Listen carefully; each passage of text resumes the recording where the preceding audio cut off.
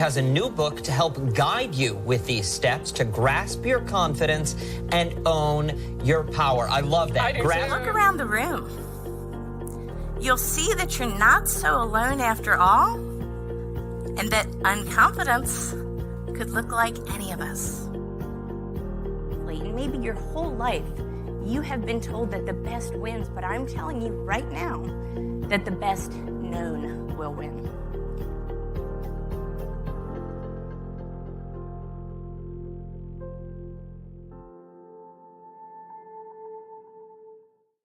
Hello, everyone. Thank you for tuning in to Grasp Confidence Podcast. I'm your host, Tara LaFon Gooch, and we are on a mission to be the world's #1 personal development confidence because we interview the world's best, just top experts, and every single episode, we uncover powerful truths to developing confidence and achieving your wildest dreams. So, my guest today is quite an example of someone who went after his wildest dreams and achieved them all. I will let you introduce yourself, Emilio, but I'm so happy that you are on the show today, my friend. Thank you for coming. Thank you so very much, Tara. It's really an honor and delight to be here and to be with your audience. As far as a brief overview, so my name is Dr. Emilio Justo, and I am a Cuban refugee escaping Castro's communist regime with my parents at a young age when I was a young child. And unlike many Cubans who came over via Miami, no, we did not. We came over through Mexico, and then with the help of church organizations, we actually settled in Gary, Indiana. For those of you who are old enough to remember Gary, the home of Michael Jackson and the Jackson 5. So I did the majority of my growing up there, and I was very fortunate and blessed to have a wonderful upbringing with lots of love and nurturing. I am an only child, and I worked very hard in my early years, especially in high school. I was fortunate enough to get into the University of Michigan's accelerated pre-medical medical program for 6 years. So I finished high school at 17. I became a medical doctor at the age of 23, did my 4 years of ophthalmology and oculoplastic residency training in Washington, D.C. And then I came to sunny Arizona just to get into the sunshine and the warm weather. At the age of 27 is when I started my medical practice. So I've been doing this now full time for 35 years. Yes, you can do the math. And we'll be starting my 36th year come August 1st. And really excited. I'm working as hard now as ever. And as you know, Tara, I've branched out now that my life has matured. I've branched out into doing some new ventures. I've done a couple of TEDx talks, which we may or may not get into later, and they've done extraordinarily well. And actually, the first one I'll mention very briefly, that it was stimulated by the fact that being a Cuban refugee and immigrant, my life's mantra, and I wasn't conscious about it as a child, but as I got a little older, I started thinking about this. And it was really always self-discipline, because I didn't have to have external discipline. My parents didn't hound me or didn't get a belt out. It was all came from within. So self-discipline, number one. Number two was resilience and perseverance in my life. And number three was delayed gratification. And that's what I refer to as my Cuban triad. And that's why I reached out to do my first TEDx talk, which was on delayed gratification, your superpower to success. And so I really, feel very strongly about that. My second TEDx talk, which was just a few months ago, was on unleashing the drive within, the obsession advantage to unprecedented success. So it's a talk that changes the paradigm on the concept of obsession being a positive one rather than a negative one.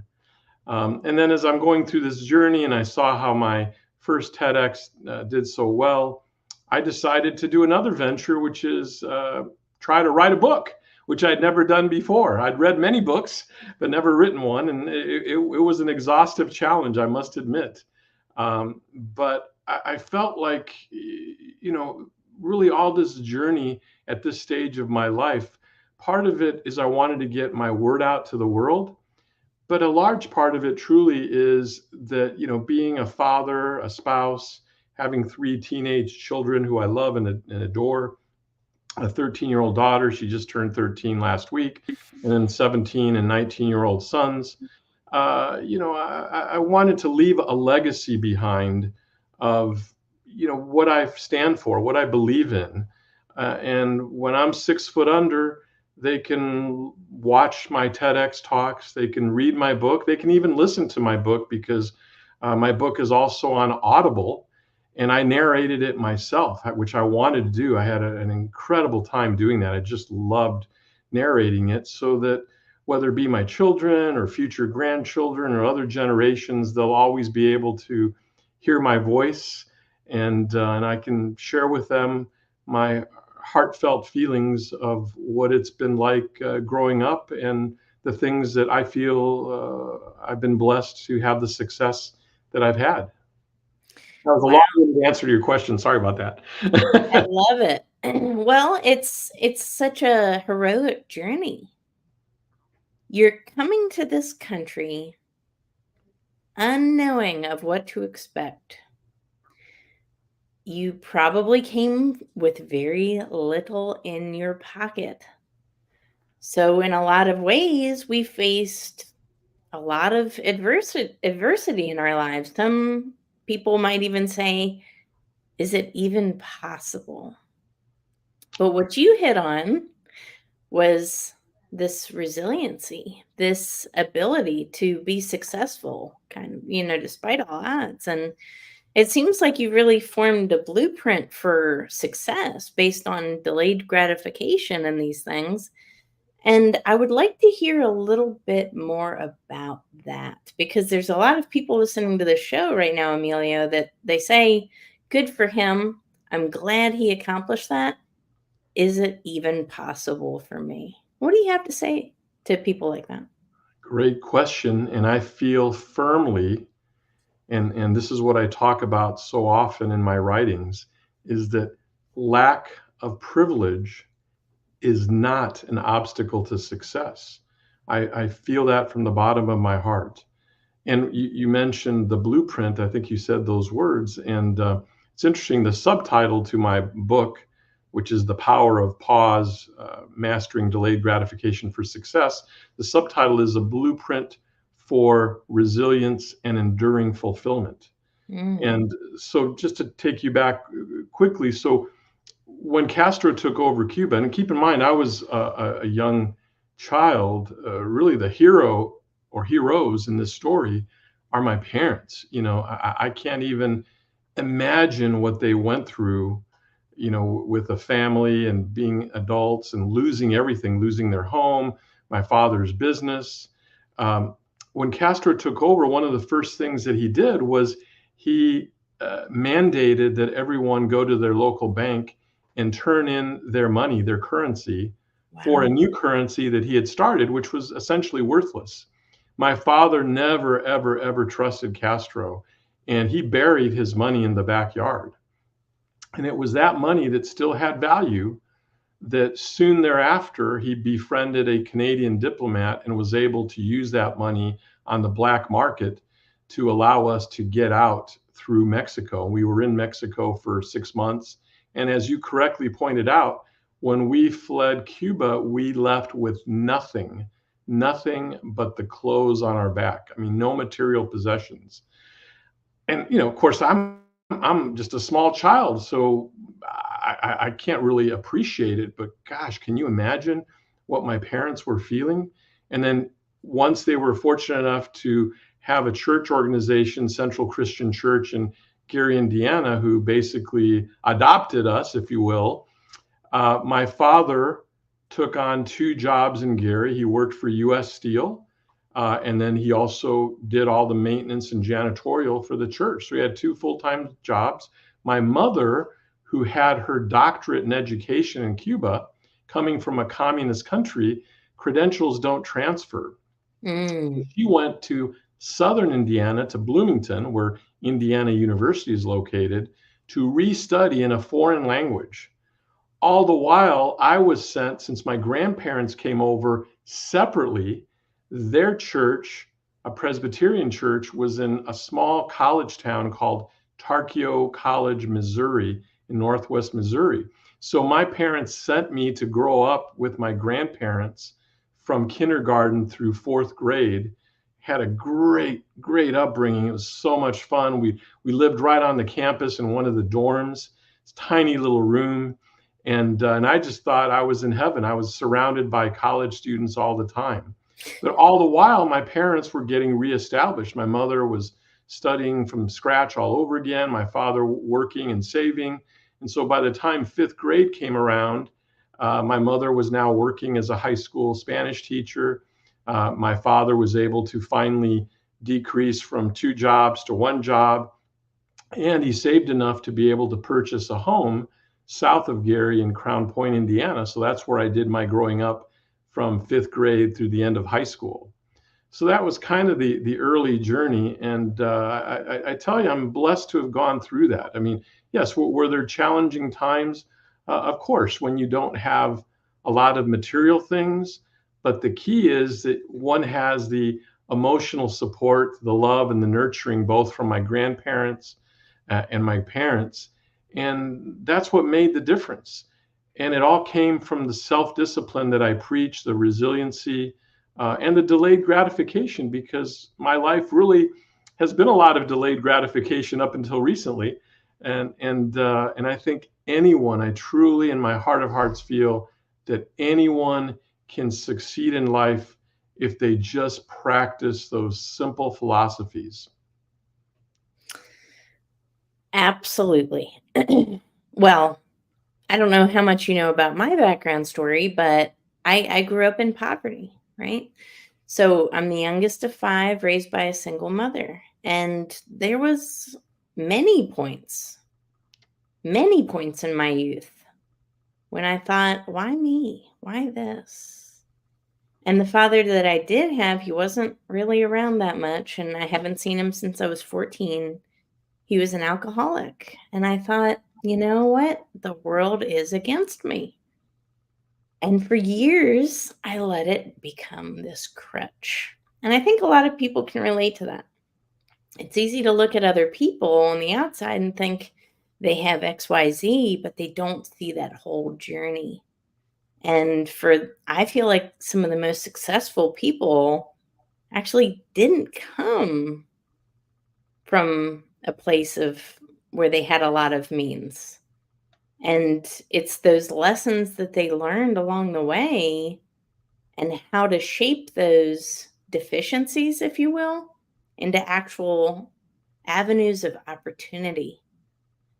Because I think when you're hitting on this point of delayed gratification, in this day and age, we want it right now, don't we? We want everything right now because that's what Instagram and places like that have told us. Oh, you want a Lamborghini?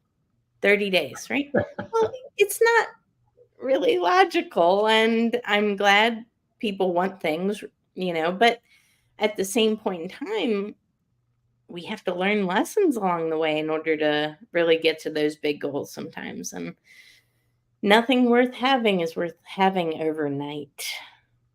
I couldn't agree with you more, Tara. I mean, just wise words that you're saying. And yes, we all have our struggles and our challenges. And just to name one, for example, growing up, when I entered my freshman year of high school, I developed a very, very serious medical condition, actually a skin condition, acne conglobata, which sounds like, oh, it's just acne. No, it's acne that I was written up in medical journals because I had a persistent fever that would not go away for literally 6 weeks. So I was hospitalized for 2 months, had 3 surgeries, missed school. And it was rough. I mean, it was difficult. But again, my parents were my backboard. They supported me. My mother stayed with me while my father was at work. She took a hiatus from teaching, and I continue to work hard even in the hospital to try and more or less keep up with my studies. Long story short, because I worked that hard, that I was even able to achieve. And I say this not from a bragging standpoint, but just to let your viewers understand that if you put your mind to it and if you really persevere and are disciplined, you can achieve things. And I ended up being valedictorian of my high school. And I didn't even know what valedictorian was. It wasn't until a few months of graduating that one of my fellow students said, "Hey, you may end up being valedictorian." And I'm like, "What? What is that?" I didn't even know what it was, as silly as that sounds. So it just goes to show that we all have struggles. We all have failures. Even in my professional career as an adult, I mean, I'm happy. Even in my book, I share some of the most embarrassing failures that I've had, where I've broken my own rule of delayed gratification. Instead, I tried to reach for instant gratification and failed miserably, almost leading me to bankruptcy. And so, you have to be able to embrace failure.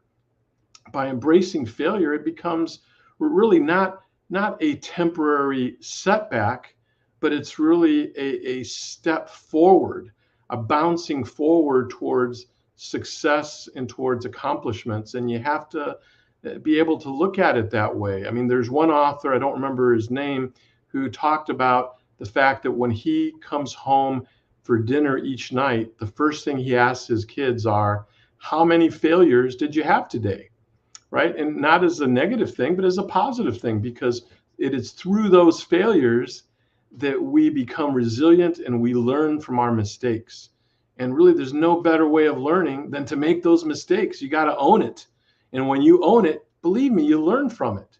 If you're given everything, as so many youth are, and even some of our kids' friends who are just given everything, it's unbelievable to me.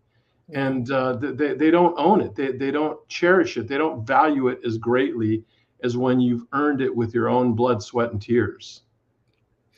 So much wisdom in that. Honestly, so much wisdom in that. We value what we really pay for. And I don't always mean we pay for something monetarily, right? Maybe it's the blood, the sweat, the tears, the work, the time, right? The pain. And we feel like we really start to own something when we put in that effort and work. And I like to think of life as kind of like a video game. We go to one level and we've accomplished that level. Probably have learned something. We might have gotten a little beat up too along the way, right? Because things kind of can pop out of the bushes and surprise us, right? But then we get to that next level and we realize how much more prepared we are than when we started. And we have probably gotten a little more refined in that process and maybe smarter, right? And then you go to that next level and there's a new challenge that's presented. Success is definitely not linear. I can attest to that as well. We tend to think of success as here I start, here's where I go. But in reality, it looks more like, you'll appreciate this, a heart rate monitor. Right. Yes. Right? No, that's very true. Very true. I couldn't agree with you more. That's a great analogy. Yeah. Absolutely. Kind of feels like that sometimes. And it's all to, keep us wise and refined when we get to that more, increasingly higher next levels, that we're actually equipped and capable and confident too. I think all this builds confidence, wouldn't you say? I mean, failure's hard to go through when you're going through it, but doesn't it make you more equipped for future change? What do you think? Oh, absolutely. Absolutely. I think that by embracing that failure, learning from it, then the next thing you do, you become more confident, more self-assured. Then you may turn around and make, another mistake, have another failure, and that's okay. You got to just keep that positive mindset, which I know it's always easier said than done. I get it. I get it, but ultimately it can be done. And as human beings, let's face it, we all have our days when things don't look as rosy as we would like, and it's easy to get down on ourselves or down on life in general. But we just have to power through it and continue to move up and up in our life, really till the day we die, in my opinion. I mean, I see so many of my own patients who, become older and they retire, and, all they do is play golf every day. And I'm not saying that's bad, but I think that regardless of your age, there's so much to learn, so much to do, so much to accomplish. Educating yourself, reading, listening to audiobooks, doing new ventures like what I'm doing, right? I don't have to be doing this. I'm doing it for the love of expanding my mind, the love of my family, and to leave a little tiny mark on the world when I'm gone. That's the reason I'm doing it. So many other surgeons my age would be retired and out playing golf. I mean, I'm working, as my wife would share with you.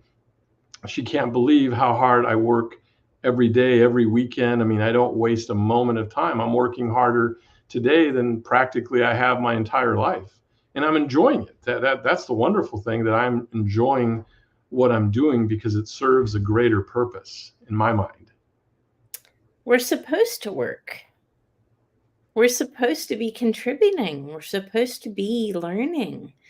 And I think that's a beautiful thing. I know there's a lot of, information about out there, work less, work less, work less. But honestly, if you're a purpose-driven person, and I am too, I don't ever see myself stopping.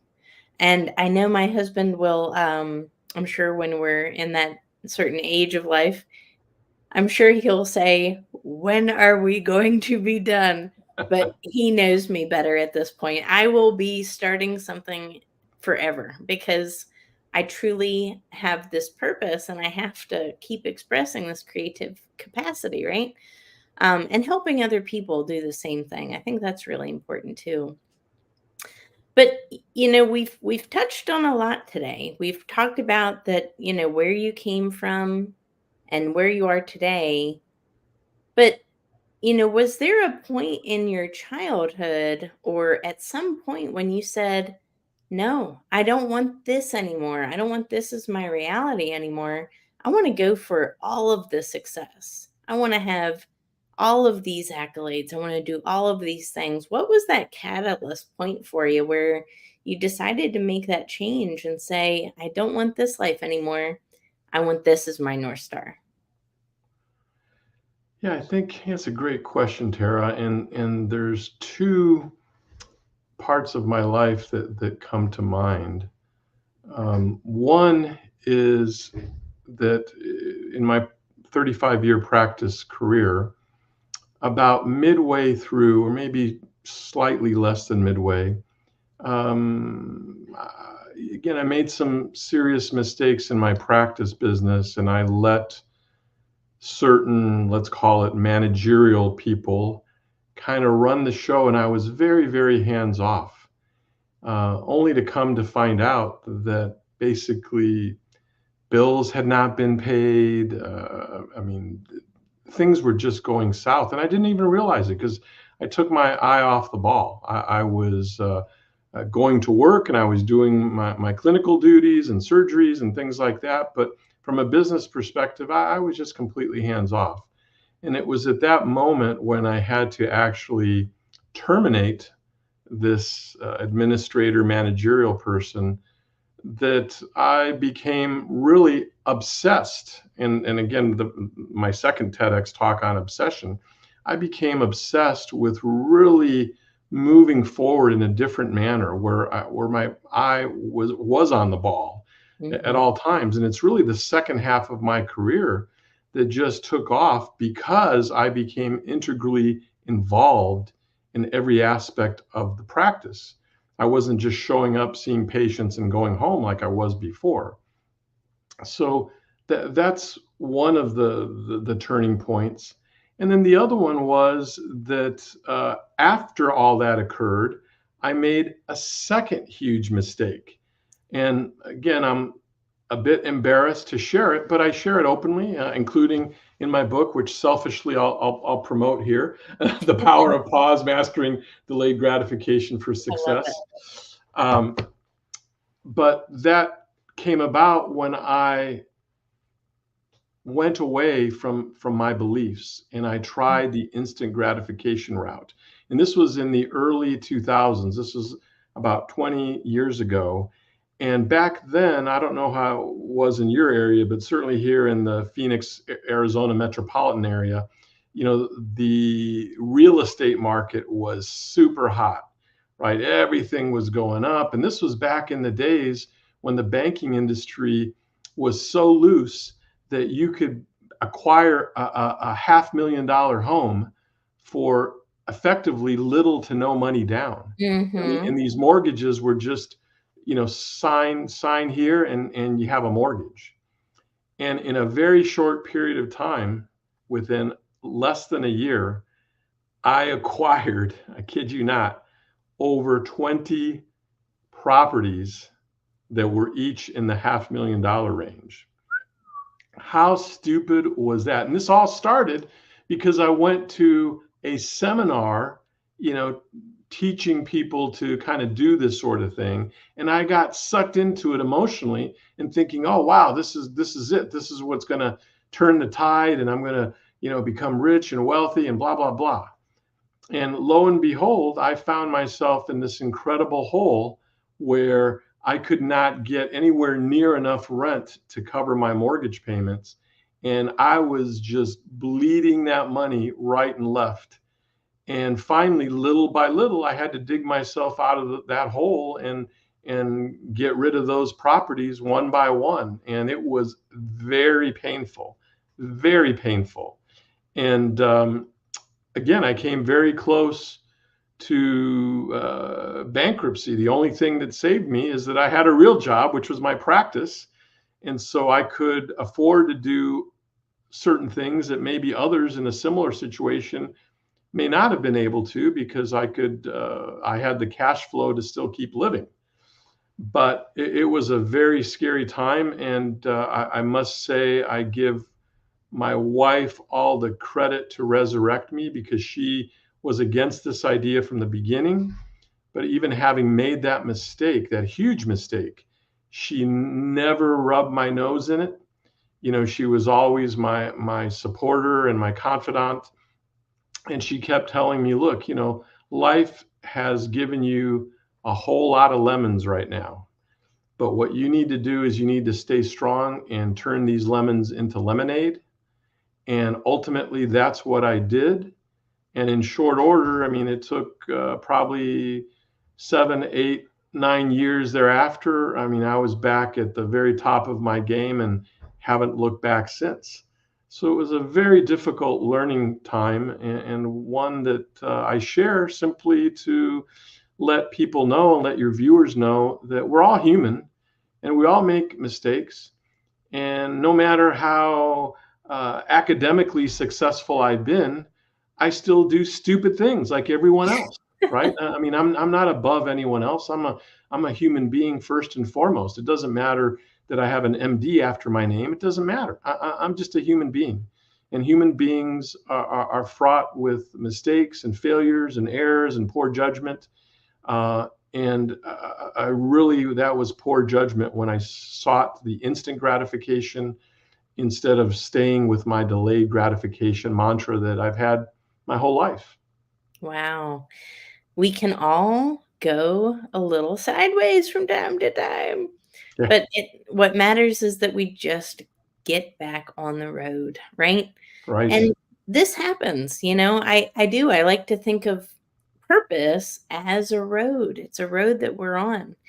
We can physically drive off the road and our car keeps going, but it's bumpy. It's not smooth. We're gonna probably hit some holes. We might scratch up our car. But at any point in time, we can get back on that road of purpose and do the things that are aligned with us, aligned with our values, aligned with things that we believe in, and align with our strengths, right? So that is a perfect example of, deviating a little bit and saying, I want this instant gratification. Maybe I'm not 100% sure about it, but I'm going to try it. We get off that road a little bit, we get dinged up, we can come right back on the road at any point in time. So I love that analogy. It's a powerful story because people need to hear this. I think it's really easy to beat ourselves up and, make mistakes. And I do all the time too. But the point of it is that we get back up, we don't stay down, and we keep going on that road, that path for us, right? Absolutely. But you have had this just incredible success as of late, especially with the 2 TEDx talks and your book. And I really want to congratulate you because, ladies and gentlemen, these aren't regular TEDx talks. So I'm just going to say that. The average TEDx talk gets a couple hundred views, guys. A lot of people don't understand that or realize that, but it's actually really true. The average TED talk just gets a couple hundred views, and there's a lot of them released every month. Emilio's talk hit that viral status and really went big globally. So how many views have we had so far, my friend? It's okay, brag about yourself. Oh gosh, yeah. Well, again, I don't mean to brag, but you asked the question, and it just so happens that I checked on this. I don't check it as often as when my first TEDx talk came out. I was all excited and I was checking it every day and all that. Now I don't really do that. Maybe once a week if I'm lucky. But I did check it just before going live with you. And so my first TEDx talk, which the video has been out 9 months on delayed gratification, it has 6.1 million views. So I'm very humbled and blessed for that.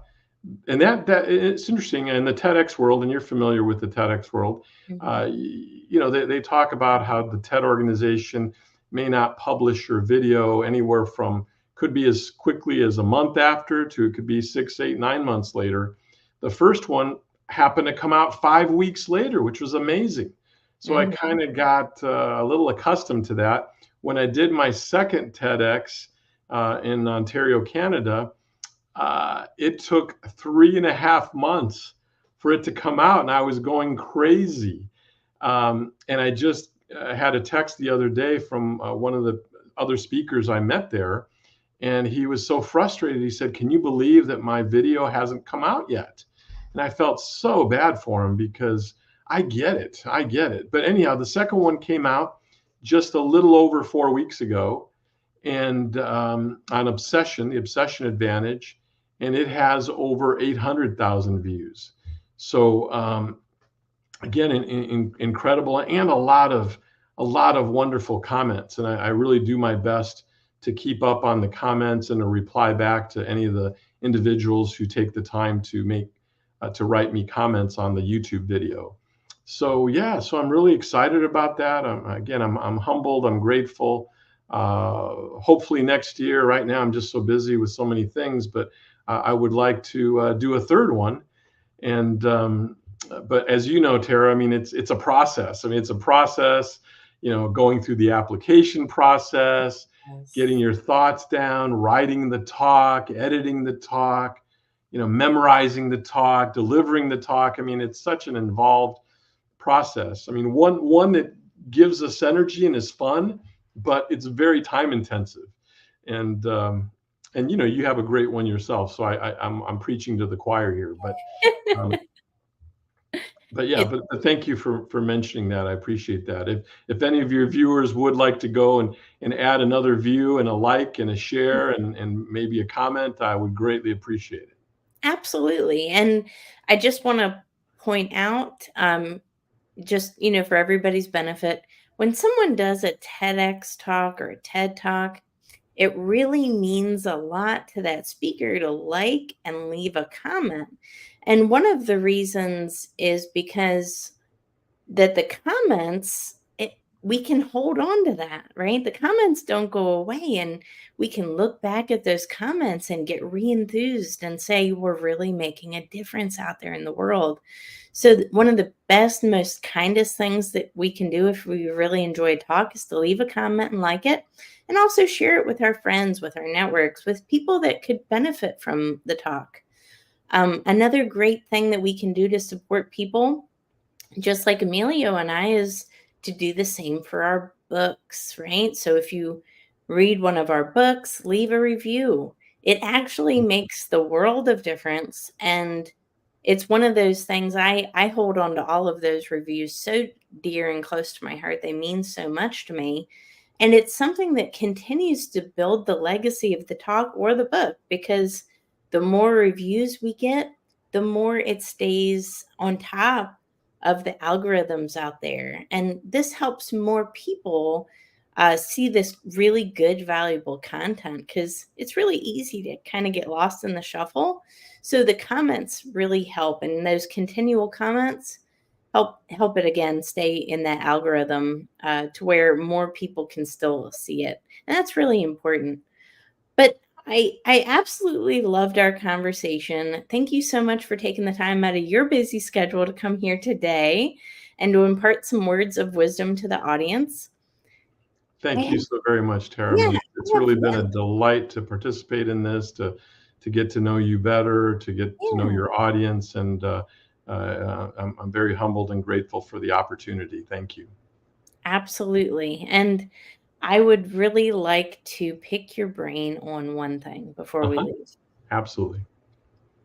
Since this is a personal development podcast and people are really wanting to learn how to become the best versions of themselves and most confident versions of themselves and go after these big dreams like you're talking about, stepping on the TED stage and writing books and sharing our stories, how does someone gain the confidence to do that? Maybe even it's taking that first big step.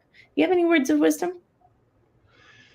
Well, I don't know if the words are that wise, but I think truly you just got to put yourself out there and not be afraid, and certainly not fear any sort of criticism or negativity. I think it's important to kind of strategically plan out your goals. Maybe consider writing them down. I must admit, I've not been consistent about that throughout my life, but I think writing them down. I think also, the goals that one comes up with, whether they be written or in your mind, I think they need to be big goals. Goals that are reachable, that are achievable, but I think it's common that sometimes people come up with goals that are a little too easy. I think having a bigger goal and then quantifying the steps along the way, when you have small wins, celebrate that small win. You don't have to wait till you achieve the big goal. Celebrate the small wins along the way. Also, I think that be a little judicious and careful about those around you. And here's what I mean. That, we all have friends, we all have family members, and generally speaking, our friends and family members truly, sincerely do want the best for us. I don't deny that. But sometimes their view of things is not the best, because sometimes they may actually be a roadblock. They may say, oh gosh, you're dreaming too big. Oh, are you crazy? That you'll never become that. You'll never achieve that. They put in these mental roadblocks that get in the way. And so I think sometimes maybe speaking less and sharing your goals less with your network and your circle actually is better, which may sound a little counterproductive, and it may not be the mainstream thinking, but I've always been one to kind of hold my goals and my thoughts near and dear to myself and only share it with very, very select people. Like for example, my wife, who I would share anything with, or my parents, but don't be blabbing too much, because I think there's a certain negativity in the air that may not be obvious and may not be malicious, but certainly plays a role in slowing people down and derailing them from what they want to achieve. So, and I write about that in my book, because I think one has to be judicious in who we use, let's say, as a mentor, to make sure that that person truly, truly, truly has our best interest at heart and gives us sound advice. I love that. So true. So true. Well, that is such great advice. So, everybody, dream bigger and write it down. Get clarity on those goals, right? Absolutely. Because when we dream big, you know what? I would rather fail at a big goal, That's right. right? Right. Than not try at all. And my number one advice that I tell myself anytime I fail, let me know if you like this, is that I only failed because I didn't ask for more. Great. I love that. What? I keep going after bigger things and bigger things. And who knows who will say yes. But I knew this, if I never ask, the answer is always going to be no. I love Absolutely. that. Very, very sage words of advice there. I love it. Yes, absolutely. Write this down, everybody. Watch this episode twice. But thank you so much for coming on the show today. I know I learned a lot. I'm sure everybody listening to this learned a lot as well. And for everybody's benefit, where is the best place besides YouTube to watch your TED Talks? Where is the best place to get a hold of you, my friend? Well, if they go to my personal website, I have a personal website separate from my practice website. And my personal website is dremiliojusto.com, and that's spelled DREMILIOJUSTO.com. And through that website, there are links to not only the TEDx talks, but links to a whole variety of videos and podcasts. If you go to the contact page there, you can email me directly. And I always, I get those all personally. I don't have anyone who filters through that. I will get it personally, and I will make sure and respond. And there's also a toll-free number at the top of the homepage, which again comes to me directly. So just using my website is the easiest way to learn about me and what I have to offer, and to contact me directly. Thank you, Tara. Wonderful. Well, thank you so much for tuning in today, everyone, and we will catch you on the next episode. Take care.